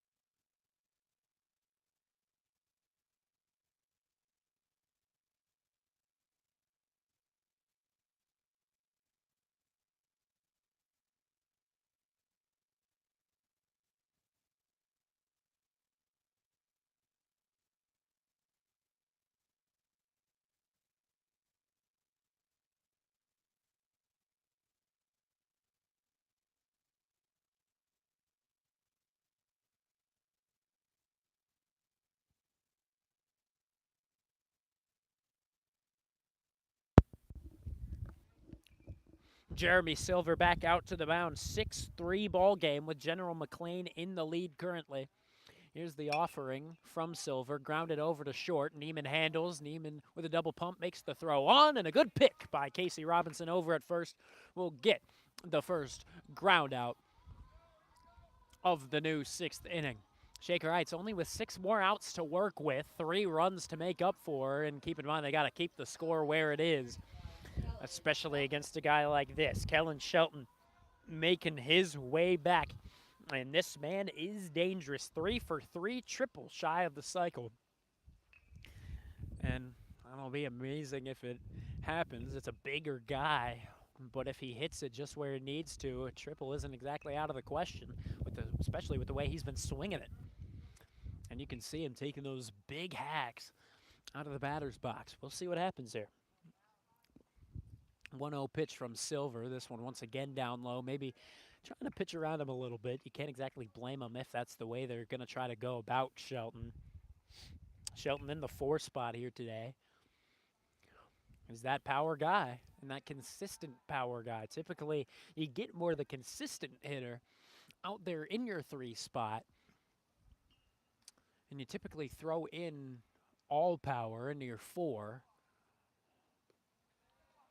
But yeah, here it's just going to be a 4-pitch walk over to Shelton, and again, can't blame him for the way they try to approach that, not letting him get the cycle tonight. And of course, getting a cycle in high school baseball is so much more difficult because you have to get all 4 different hits in 7 different innings. I believe I've called that once, but it's a rare happening. Almost have called a no-hitter as well. That was against Menor last season. Here's Silver, sends that one in, and surprisingly no strike. He's called that one a couple times here tonight, but that time not going to get it. 1 ball, no strikes. 1 away. Silver with the throw on. Shelton with a leisurely strut back. Not a whole lot of effort. Almost could have had him that time, but yeah, he's not exactly taking the most aggressive lead away from first. Here's the throw on from Silver, and it'll go down for ball 2. That's 6 straight balls now, so now you wonder if that was exactly the approach or if he's just missing it. Hopefully not going to make it 7. We'll see what happens here. Here's the throw back on to Shelton, who took the lead. 1 away, 1 runner on, and that's Shelton over, who's now trying for the steal. Holding on to it was Coxon. That time didn't go for the throw down. Might have had him beat, but he didn't go for it. And so now 3 balls, no strikes to the batter, Iser. 0 for 2 on the day. So here's the advancement over to third, and they might have him. And we'll see. No, they call him safe. And it's also going to be issued as a walk for Iser. We'll see what happens here. Runners at the corners, no, excuse me, 1 out. Now, good throw from Cox and just a bit too late on the delivery to try and get Shelton out at third. And so, yeah, Shelton with the steal of second and the steal of third. And now RBI opportunity for the new guy, Cannon, who steps in 0 for 2 on the day, but has walked. That was in his very first plate appearance. Next pitch, this one grounded over, and Andy Berglund will scoop it up, go on for the throw at first, but in doing so, the runner still will get there at first. As Isert moves up to second, a run scores as well. Cannon might be ruled as an infield single, as that was just awkward for Andy Berglund to try and make that play from the ground. And now a 4-run ball game to the advantage of General McLane. 1 away now. Here's the pitch. This one upstairs on the new batter. And yeah, they're going to roll this one officially as an infield single. Ball 1 to Charlie Salvo. Next pitch to him. This one's sent up and over near the bullpen of the Red Raiders side. And the right fielder, Malone, going to get there and just throw it on off. Or actually, it's going to be Casey Robinson to get it and throw it on off to the McLane first base coach. Here's Silver on the throw. This one's skied up. And this should be an easy fly out here for the left fielder, though he was struggling a little bit. Eli Stolfus will make that grab and keep it. Excuse me, keep the runners where they are. On the 1-1 pitch, he took the swing, didn't work out for him, and so with that, it's going to be Swanson now coming up. And again, Shaker needs to keep this score, especially where it is right now. They need it. To kick the pitch, this one down low.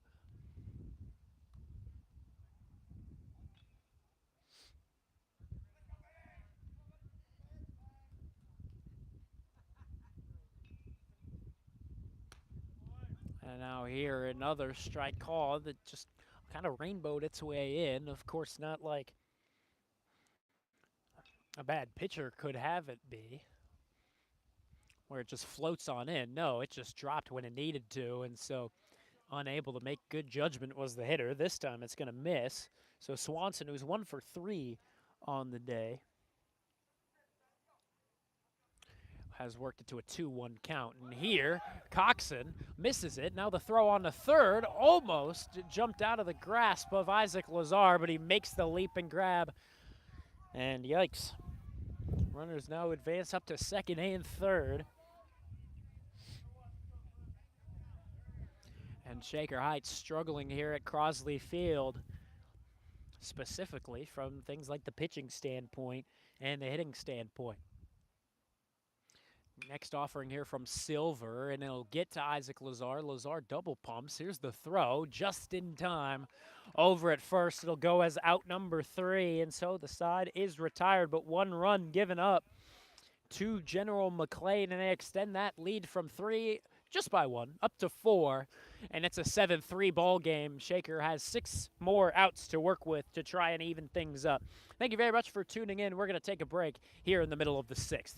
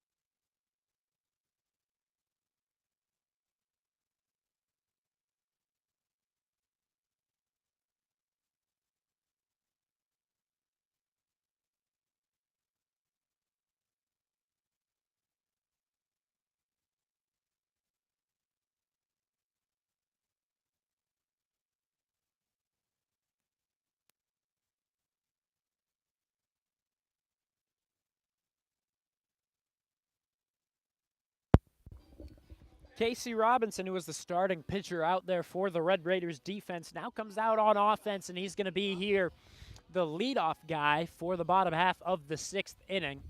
Don't worry, the scoreboard says 2 outs. That is not accurate as we get things set.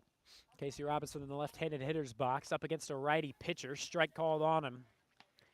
Now scoreboard fixed. It's going to be 1 strike with nobody out. Shaker Heights down 7-3 here as we begin the bottom of the 6th. Casey Robinson with his first time at bat. This one takes a little bounce. It's popped up over to the pitcher. He'll flip this one on to first, over to Isert, and it's going to go as a ground out and out number 1 in the bottom of the 6th. 5 more outs to work with for Shaker Heights. They're down 4, so not exactly prime position here for Shaker. It's going to be Isaac Lazar stepping in now. One of those guys that just needs to get the bat going. One of the guys that everyone knows in that dugout that he can get some base knocks, just hasn't been able to find it just yet. Michael Coxon standing in the on-deck spot, taking some hefty swings out there in front of the dugout. He's a guy that, again, had an RBI double in yesterday's affair. He's been seeing the ball well and making good contact. Here's the pitch, and that one down the middle on Isaac Lazar. 1 ball, 1 strike. To the freshman going 0 for 1 here today. Reached on a walk earlier on 2. 1 ball, 1 strike, 1 out the pitch, and that one's going to be in there. And Isaac Lazar knew it as he brought his head back in disappointment, or maybe exactly frustration is the way to put it.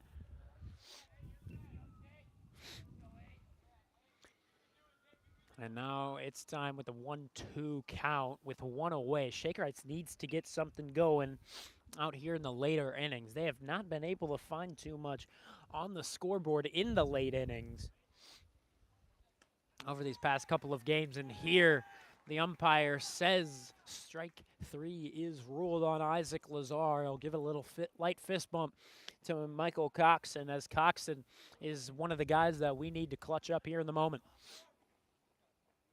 We'll see if he can do just that. Coxon getting his first swing at things. Let's see how it goes. He's been handling the duties behind home plate. Now he'll be subbed in as a bat. Yeah, yesterday he went 1 for 4, which isn't too phenomenal, but not at all bad. Here's the next offering, and Coxon lines this one into left field. Coxon gonna get in for a single, but now he's gonna round first as this one was missed, and so he'll round second. He was thinking about third. Maybe he could have. He maybe definitely should have, but regardless, with 2 outs, Coxon gonna play it safe, and that's a big time knock for the Red Raiders, something that Shaker needs to get going, and O'Shea Howard in an RBI position here. Now batting number 1, O'Shea Howard.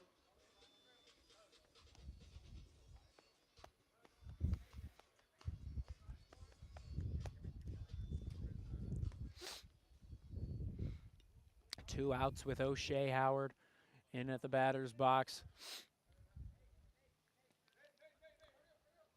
Something's going on, not exactly sure what.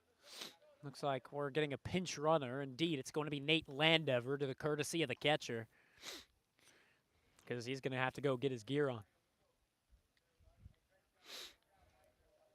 Especially while they're down to 1 last out in this 6th inning. Got to let that guy get his stuff on. Here, O'Shea Howard, takes strike down low. So 0-1 goes your count. O'Shea Howard in a high pressure situation here, but he's been in these kinds of positions last year. And here's the pitch. This one outside. I'm gonna say that one couldn't have been a strike. And we're evened up 1-1, 2 away here. Runner in scoring position. RBI chance here for Howard. Big knock here would be huge for the second baseman. Nate Landever holding on. This pitch down low. Landever thought about it, but does not make the advance. Also the pitcher, by the way, number 8 now for General McLane. Not sure the Game Changer recognized that, and indeed they did not. But regardless, it's going to be number 8. And now here, a 2-1. O'Shea Howard decides to take a moment away due to the fact that this General McLane pitcher has taken a minute. It's Cannon. That's the pitcher, and here, quick out of the set, and indeed he caught him off guard, catching him off guard, brought in strike number 2 called. Big time pitch now upcoming for O'Shea Howard. He's down here in a 7-3 ball game. This time it's fouled off, and ooh, it looks like it got the catcher up high, and it looks like it kind of hurt him a little bit. He doesn't look like he's in a lot of comfort. And now here the umpire giving the baseball off to the pitcher, a new one that is. And yeah, catcher seems to be in a little bit of discomfort after the swing and foul off into the gear. Umpire making sure all is okay. We're going to do it again at 2 balls, 2 strikes, 2 away. O'Shea Howard in the Red Raiders down by 4, but tied in the count, 2 balls, 2 strikes. 1 strike can really kill the momentum out of this Shaker Heights squad. O'Shea Howard will take this one down low. Big time hold that time. Nate Landever, the pinch runner over at second. He's in scoring position. RBI chance here for Howard. We'll see what happens here. Bat above the shoulder. Pink sleeve around the right arm. Righty against righty. Cannon double checks Landever. Now steps off. Landever keeping him tense out there on the mound. Not letting him move comfortably, and now here O'Shea Howard pops this one up in the right fielder, trying to get under it, try to make the sliding catch, but he won't. It falls down to the turf, and so Landever will score as O'Shea Howard will get the shallow right field single. Just too much for Sharp to exactly get under, and so Quinn Malone will now come up to bat.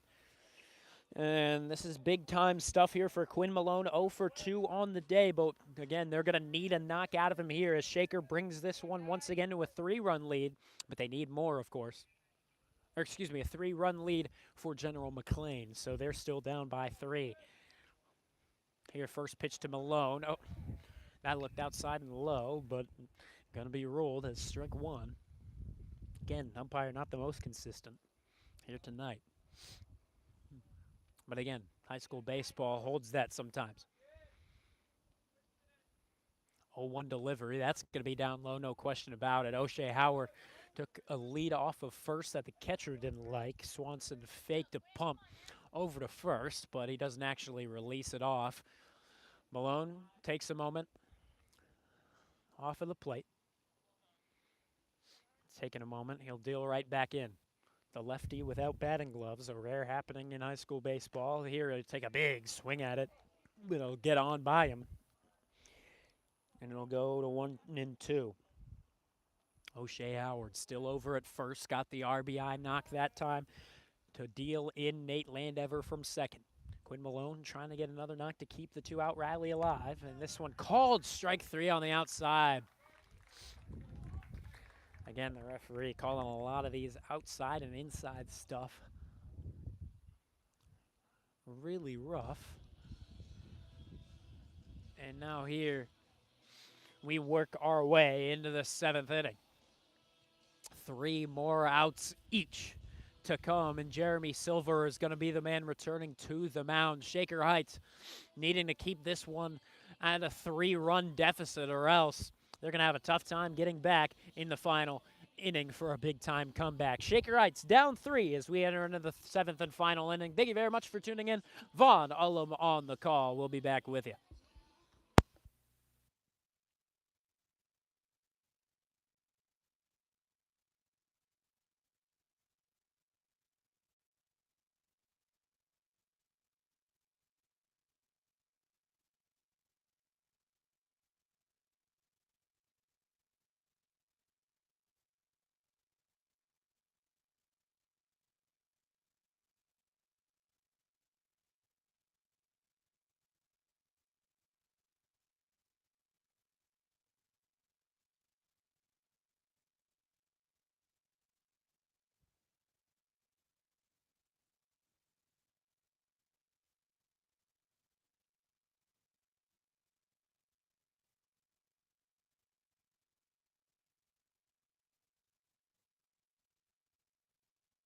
last half inning of defense for Shaker Heights as we are here in the top of the 7th. The bottom half will hold the chance for the Red Raiders to try and even things up, if not take a lead. But right now, they're down by 3, and it's Silver's job to keep the score where it is in the top half of the final inning. We'll see if he can do just that. The lefty gets set, the kick and the pitch, and then this one starts off down low for ball 1. Silver now up to 38 pitches. And out of those 38 pitches, it's been only 16 of them being strikes, which means 21 have missed. So hopefully that's just something we're not going to be seeing too much further, especially throughout this single inning. This one going to catch on the inside part. It's going to be not too inside. I believe the hitter knew it. He gave no frustration. Here's the 2-1 offering down low as well. 3-1 it goes. Nobody out just yet. Caro 1 for 2 on the evening so far. Silver now up to past 40. And now this one, going to be called inside. And again, this hitter surprised. And he's calling that inside stuff. But the umpire now is getting a little bit more consistent and expanding it. This one lined in the left. It's going to be a line shot right into the glove of Eli Stolfus. Big timeout for Jeremy Silver on the payoff pitch that made its way. Good work by Eli Stolfus not to get in his head and just make the easy grab that came his way.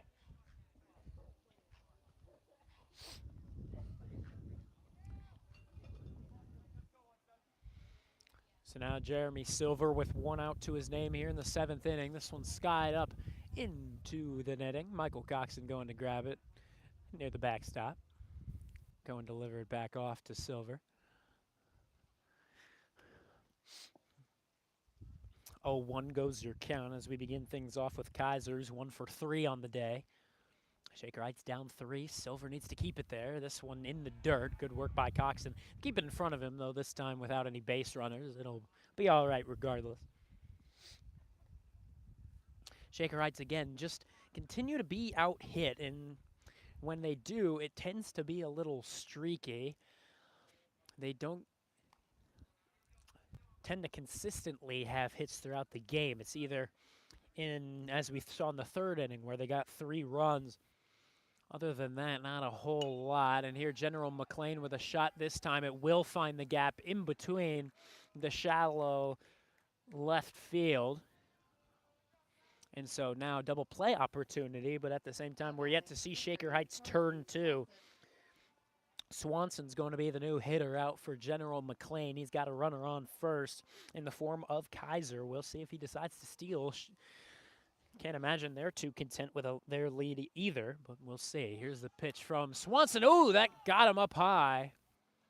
And indeed, Swanson down to the turf, and it looks like he is in a little bit of pain. The umpire talking to Jeremy Silver, letting him know it's all right. But, yeah, he is down. Swanson, whether it's him or not, will be the man to take first. And we're going to step aside for a moment as he gets tended to. Thanks for joining. We're here in the top of the 7th. Shaker down 3.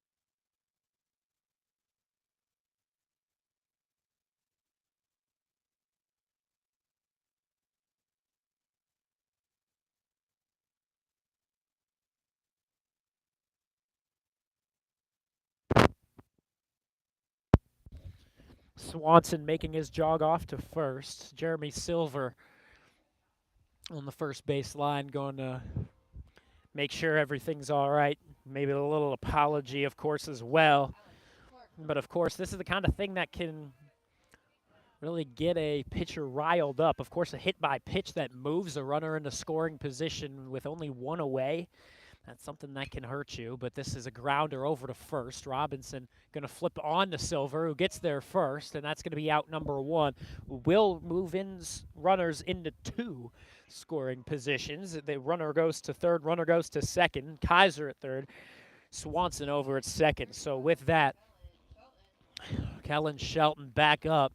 Again, this is the guy that has hit a triple shy of the cycle. Started it off with a 3-run home run that Shaker was just never exactly able to recover from, as now they find themselves down 3 in a 7-4 ball game, with Shelton definitely able to do something like that again. This pitch outside, and indeed that's more than likely going to be the strategy against the guy that's gone 3 for 3 with a walk. Can't imagine they're going to let this guy bat too much. But we'll see what happens. Here's Silver's next pitch. This one's skied up. That might drop down, and indeed it's going to. With that, it's going to get past him, too. It's going to score 2. Here's the tag over at second. Shelton is safe. And so once again, Shelton delivers, and it's up to a 5-run ball game. Shelton goes 4 for 4 on the evening.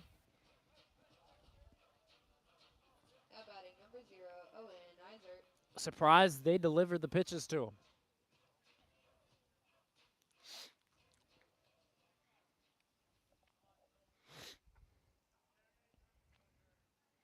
(9-4) now your score. Shaker Heights down by 5, so it is a deficit they can return from. But with the way the bats have been going throughout the past couple of scrimmages, it's just not exactly the most likely scenario. Jeremy Silver just over 50 pitches. That was his 52nd. His 53rd now on its way from the lefty. This one's sent over to the right side. Andy Berglund handles. He'll throw on to first, and Casey Robinson there to make the catch for out number 3. So Shaker Heights trying to get themselves back to a little amped up. They are now more than doubled up. It's a 9-4 score as we enter into the bottom half of the final inning. Shaker with 3 more outs to recover by a 5-run losing deficit. We'll be right back with you. Vaughn Ullum on the call here from Myrtle Beach, South Carolina at the Ripken Experience.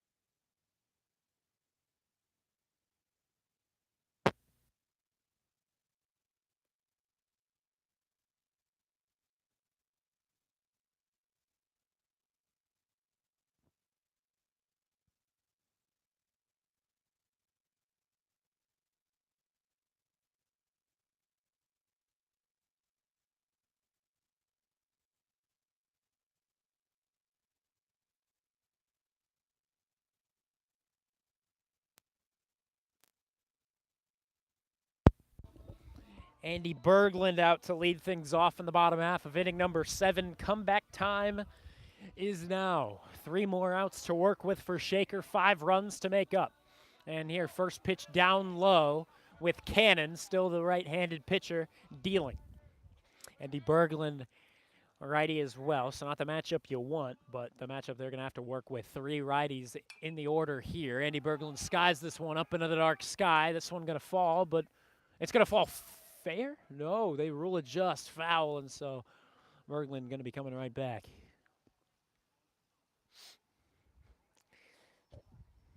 Berglund 1 for 2 with a strikeout to the name, but also an RBI not, or excuse me, a run scored to his name. That's what I'm looking for. RBIs actually came from Pevnik and O'Shea Howard. Berglund here with 1 ball, 1 strike after the foul. And this one lined into right. That should be getting down, and indeed it will fair. He's assistant coach Joe Welsh, who's the first base coach, telling him to stay put, and indeed he's going to. Over at first plate, conservative now. If you're down by 5 and a long way to go, you're not gonna be risking these kinds of situations. With that, Eli Stolfus comes in. Berglund moves for 2 for 3 on the day. And let's see what Stolfus has in him. Again, the guy that came in to save the day yesterday, keep it at a 1-run game. Stolfus grounds this one over to third, handled, and the throw on, that'll be in time. It'll move the runner into scoring position. So RBI time here for Leo Pevnik, yet to get a hit here tonight. He has had a sacrifice ground out, so that's why he's got that RBI to his name, but still, it's not that kind of sacrifice time if you're Leo Pevnik. Aaron Neiman up in the on-deck circle. He should be getting his opportunity, unless somehow this turned out into a double play. This one grounded over too short. The throw on the first in time, and just about perfect throw from the shortstop, Kaiser. And with that, Shaker Heights down to their final out in the 9-4 game. Aaron Neiman, a guy, though, we would love to see just take a little bit of a hit, though this game might be a little out of reach. Aaron Neiman would love a base knock here, if not a big-time RBI hit. Looks like here we're getting a timeout for the catcher, who seems to be a little overheated in his catcher's gear. He'll return, have a little chat with the umpire, and now he'll set up back behind home plate. Neiman stares down his bat, taps on home plate, and gets set. Left-handed hitter against righty. This is your hitter's matchup that you'd like. First to him, swing and a miss on an outside pitch. Taking the lead off of third is Andy Berglund. Cannon checks the runner, but not very thoroughly, as now he gets set for the delivery. Neiman fouls this one back into the caging. Shaker down to the final strike. And what should be seeming like a loss to General McLane. The Lancers were talking their stuff before this game. Again, both squads a part of the same hotel. Here, up and outside on Aaron Neiman. Aaron Neiman 0 for 1 so far. 0 for 5 in the Ripken experience so far. Neiman stepping out. Neiman knows he's got it in him.